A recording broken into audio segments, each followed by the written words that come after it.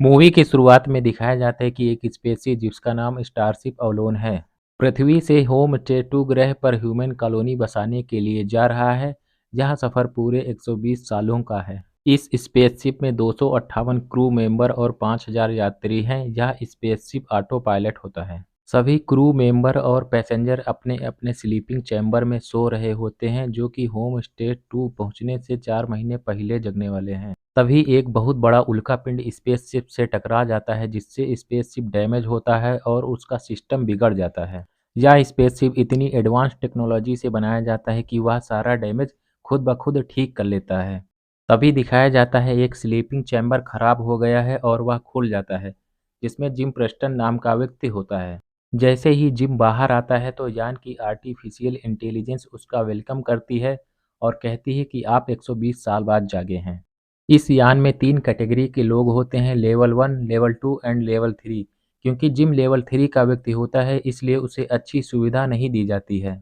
Gym 120 साल बाद जगता है, इसलिए उसे बहुत थकान महसूस होती है और वह नहाकर सो जाता है। सुबह वह देखता है कि वह अकेला ही जगह है। वह हर जगह पर जाता है पर उसे कोई नहीं मिलता है। बाकी सभी लोग अपने स्लीपिंग चैम्बर में सो रहे होते हैं। तभी उसे आवाज़ आती है कि तारामंडल में आपका स्वागत है। आप यहाँ पर जो भी देखना चाहते हैं उसका जवाब मिलेगा। जिम उससे पूछता है कि मैं यहाँ अकेला ही जगह हूँ, जिसका एआई के पास कोई जवाब नहीं होता। कंप्यूटर जिम को बताता है कि हम 30 साल पहले पृथ्वी से चले थे और आने वाले 90 सालों में हम होम स्टे 2 पर पहुंच जाएंगे।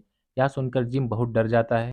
फिर वह चेक करता है कि वहाँ कोई और जगह है कि नहीं, बट उसे कोई नहीं मिलता है। इसके बाद वह कंप्यूटर के पास फिर से जाता है और एवलान कंपनी को मैसेज करता है, जिसमें लिखता है कि मेरा स्लीपिंग चैम्बर खराब हो गया है और मैं बहुत पहले ही जग गया हूँ। प्लीज़ मुझे बताइए कि मैं अपना स्लीपिंग चैम्बर कैसे ठीक करूँ और मैं दोबारा सो सकूँ। फिर कंप्यूटर उसे बताता है कि आपका मैसेज भेज दिया गया है, जो पृथ्वी पर 19 साल बाद पहुँचेगा और 55 साल बाद आपको इसका जवाब मिलेगा। यह सुनकर जिम बहुत परेशान हो जाता है और बहुत ही टेंशन के साथ यहाँ-वहाँ घूमने लगता है। तभी उसे एक व्यक्ति और दिखाई देता है, जिससे जिम बहुत खुश होता है और दौड़कर उसके पास जाता है। तो उसे पता चलता है कि वह एक रोबोट है। हेलो, मेरा नाम आर्थर है। आप क्या लेंगे, विस्की या शैंपेन?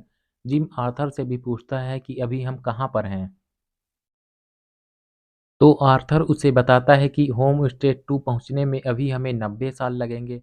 फिर जिम सोने चला जाता है। अगले दिन वह शिप के इंजीनियरिंग रूम में जाता है और अपने चैम्बर को सही करने का तरीका ढूंढने लगता है। यहाँ बहुत सारे टूल और इक्विपमेंट होते हैं। इन्हीं टूल की मदद से वह अपने स्लीपिंग चैम्बर को ठीक करने की कोशिश करता है, बट वह फेल हो जाता है। अब वो सोचने लगता है कि वो 90 साल यहाँ पर क्या करेगा। फिर वह डिसाइड करता है कि वह केबिन क्रू के रूम में जाएगा। शायद उन्हें कुछ पता हो और वो मेरी मदद कर सकें। वह बहुत कोशिश करता है अंदर जाने की, लेकिन वह गेट इतना मजबूत होता है कि उसे खोल ही नहीं पाता है। शाम को वह आर्थर के पास जाता है और उससे पूछता है कि क्या तुम्हें कुछ पता है कि मेरा स्लीपिंग चैम्बर कैसे ठीक होगा? लेकिन आर्थर उससे कहता है कि आप टेक्निकल प्रॉब्लम की वजह से जल्दी जग गए हैं। अब आप जिस कंडीशन में हैं उसी में खुश रहना सीख लीजिए। फिर वो डिसाइड करता है कि वह अपनी बाकी लाइफ ऐसे ही व्यतीत करेगा।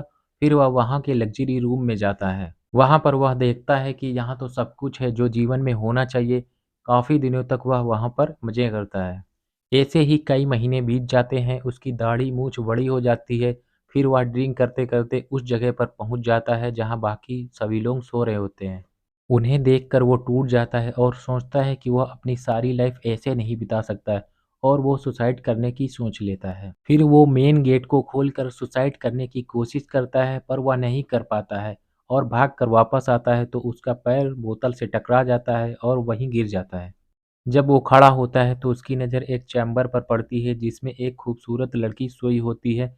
जिम उसको देख के आकर्षित हो जाता है। फिर कंप्यूटर से उसके बारे में जानकारी निकालता है। उस लड़की का नाम अरोरा होता है। फिर कई दिनों तक वह उस लड़की के चैम्बर के पास बैठकर नाश्ता करता है और उसे उससे प्यार हो जाता है। एक दिन वह आर्थर से बोलता है कि वह उसे जगाना चाहता है, तो आर्थर उससे कहता है कि यह सही नहीं है। फिर धीरे-धीरे कई महीने बीत जाते हैं। वो डिसाइड नहीं कर पाता है कि उसे जगाए या नहीं। फिर वह सोच लेता है कि वह उसे जगाकर रहेगा, क्योंकि इतने दिनों से अकेले रहते-रहते वह परेशान हो गया है। फिर वो टेक्निकल रूम से कुछ सामान लेकर आता है और उसे जगा देता है, फिर वहाँ से भाग जाता है। जागने के बाद अरोरा वहाँ घूमती है, उसे वहाँ कोई नज़र नहीं आता है, तो आवाज़ लगाती है कि क्या कोई यहाँ पर है? तभी जिम उसके पास पहुँचता है। अरोरा उससे पूछती है कि आप क्रू मेंबर हो या मुसाफिर? तो जिम कहता है कि मैं भी एक मुसाफिर हूँ। अरोरा कहती है कि बाकी सभी लोग तो सो रहे हैं, मेरा स्लीपिंग चैम्बर कैसे खुल गया? तो जिम उसे बताता है कि मेरे साथ भी कुछ ऐसा ही हुआ था। तभी उसे पता चलता है कि उन्हें होम स्टे 2 तक पहुँचने में अभी 89 साल बाकी हैं। तो अरोरा जिम से पूछती है कि तुम कब जागे थे? तो जिम उसे बताता है कि वह 1 साल पहले जागा था। यह सुनकर अरोरा बहुत परेशान हो जाती है। वह वापस अपने स्लीपिंग चैम्बर में सोने की कोशिश करती है, लेकिन वो सो नहीं पाती है। तभी जिम उसे बताता है कि जिस प्रोसेस से होकर हम पृथ्वी पर सोए थे, वह यहाँ पॉसिबल नहीं है। अगले दिन अरोरा कंप्यूटर से पूछती है कि दोबारा स्लीपिंग चैम्बर में कैसे सोया जाए, लेकिन उसे कोई सही जानकारी नहीं मिलती है। फिर दोनों नाश्ता करने जाते हैं, तो अरोरा देखती है कि जिम के पास लेवल 3 और उसके पास लेवल 1 का नाश्ता है। वो उसके लिए भी लेवल 1 का नाश्ता लेकर आती है। नाश्ता करते हुए दोनों बातचीत करते हैं कि वो वापस अपने स्लीपिंग चैम्बर में कैसे सो सकेंगे। तभी जिम उसे बताता है कि उसने सब कुछ ट्राई करके देख लिया है और वह दोबारा सो नहीं पाया है। क्योंकि अरोरा एक राइटर होती है, तो जगने के बाद वो अपनी बुक में सब कुछ लिखना शुरू कर देती है। जिम आर्थर से कहता है कि तुम अरोरा को यह नहीं बताओगे कि उसको मैंने जगाया है। दोनों वापस सोने की बहुत कोशिश करते हैं, लेकिन उसमें फेल हो जाते हैं और थक हार कर अपनी इसी लाइफ को एक्सेप्ट कर लेते हैं। वहीं से दोनों के प्यार की शुरुआत होती है। फिर वो दोनों साथ में डांस करते हैं, गेम खेलते हैं, खाना खाते हैं और ड्रिंक्स करते हैं।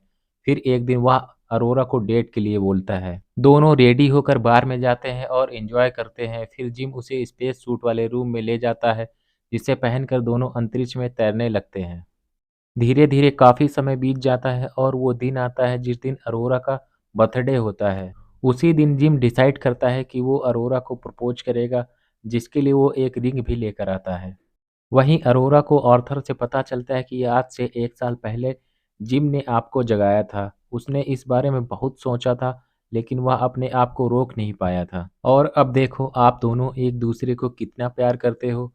यह सुनकर अरोरा को बहुत गुस्सा आता है। आर्थर अरोरा को यह बात इसलिए बताता है कि उसे लग रहा था कि जिम ने उसे सच्चाई बता दी है। उसे जिम पर बहुत गुस्सा आता है और उसे खुद से दूर रहने के लिए बोलती है।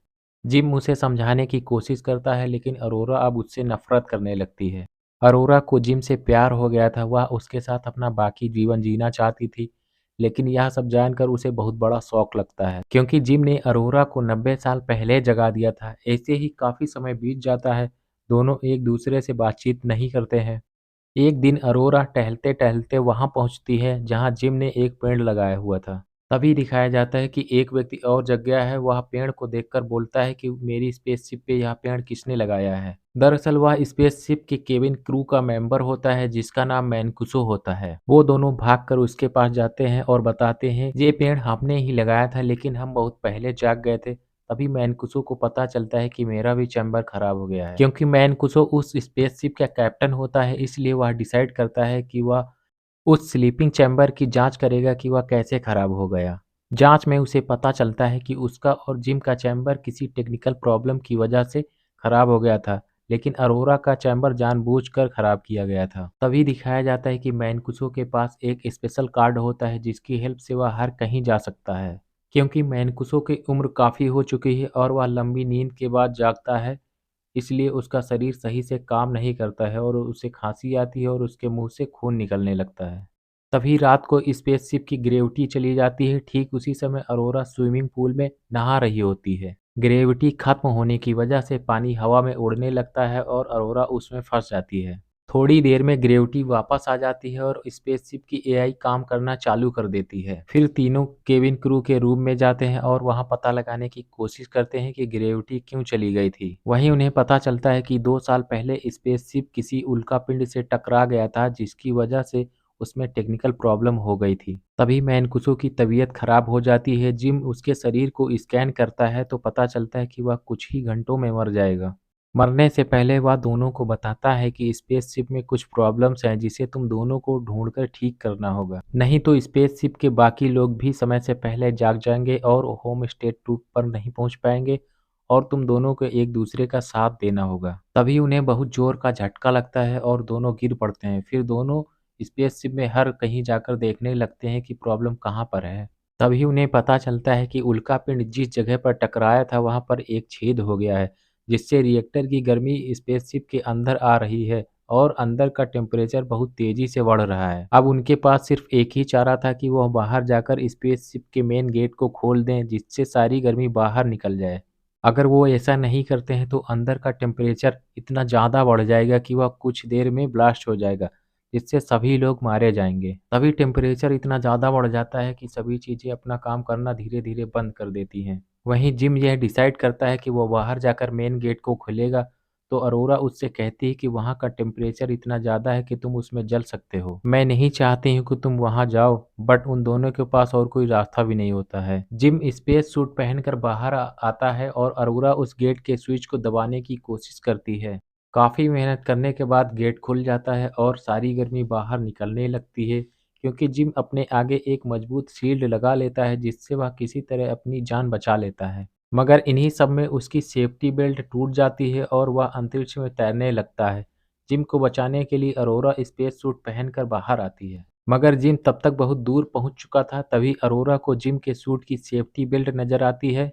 वह बेल्ट को पकड़कर खींच लेती है और जिम को स्पेसशिप के अंदर लेकर आती है, लेकिन जिम तब तक बेहोश हो चुका होता है। अरोरा उसे मेडिकल वार्ड में ले जाती है और जिम की बॉडी को स्कैन करती है, तो उसे पता चलता है कुछ ही देर में जिम मरने वाला है। वह मशीन से कहती है कि इसका इलाज करो, लेकिन मशीन हर एक व्यक्ति का ऑर्डर फॉलो नहीं करती है। तभी वह मैनकुसो की आईडी की हेल्प से मशीन को ऑर्डर देती है कि सारे ट्रीटमेंट एक साथ करो और इसकी जान बचाओ। वही मशीन जिम का इलाज करना शुरू करती है और कुछ ही देर में जिम को होश आ जाता है। जिम को वापस देखकर अरोरा बहुत खुश होती है और वह इमोशनल होकर उससे लिपट जाती है। फिर वह डिसाइड करती है कि वह आगे झगड़ा नहीं करेगी। फाइनली दोनों फिर से एक हो जाते हैं। कुछ दिनों बाद जिम उसे एक मशीन के बारे में बताता है, जिसमें सोकर वह 90 साल बाद जाग सकती है, लेकिन अरोरा उसे मना कर देती है, क्योंकि उसे पता है कि अकेले रहना कितना मुश्किल होता है। फिर सीन दिखाया जाता है बार का, जिसमें जिम अरोरा को फिर से प्रपोज करता है और वह वही रिंग उसे पहना देता है जब उसे वह पहली बार डेट पर लेकर आया था। इस बार अरोरा खुशी खुशी उसका प्रपोजल एक्सेप्ट कर लेती है। अब दोनों फिर से एक नई और खूबसूरत जिंदगी शुरू करते हैं। क्योंकि अरोरा एक राइटर होती है, इसलिए वो अपने 90 सालों का एक्सपीरियंस अपनी बुक में लिखती है। इसमें वह लिखती है कि हम दोनों का चैम्बर काफ़ी सालों पहले खराब हो गया था। हमने उसे ठीक करने की बहुत कोशिश की, लेकिन हम उसे सही नहीं कर पाए और अपनी बाकी ज़िंदगी हम दोनों ने यही जीने का डिसाइड किया। फाइनली 120 साल बाद वो समय आ जाता है जब सभी क्रू मेंबर और कैप्टन जाग जाते हैं। वो वहाँ पर देखते हैं कि एक बड़ा-सा पेड़ और कुछ छोटे-छोटे पौधे लगे हुए हैं। ऐसा लग रहा था मानो कि वो किसी पार्क में आ गए हों। उन लोगों को अरोरा की वो किताब मिलती है। इसमें लिखा था कि जब आप लोग सो रहे थे तो हमने यहाँ पर बहुत सारी प्रॉब्लम्स का सामना किया और एक खुशहाल ज़िंदगी भी जी। और इसी के साथ ये बेहतरीन मूवी खत्म होती है। तो गाइज़ आप कमेंट करके बताइए मूवी आपको कैसी लगी और हमारे चैनल को सब्सक्राइब कीजिए। मिलते हैं किसी ऐसी ही बेहतरीन मूवी के साथ।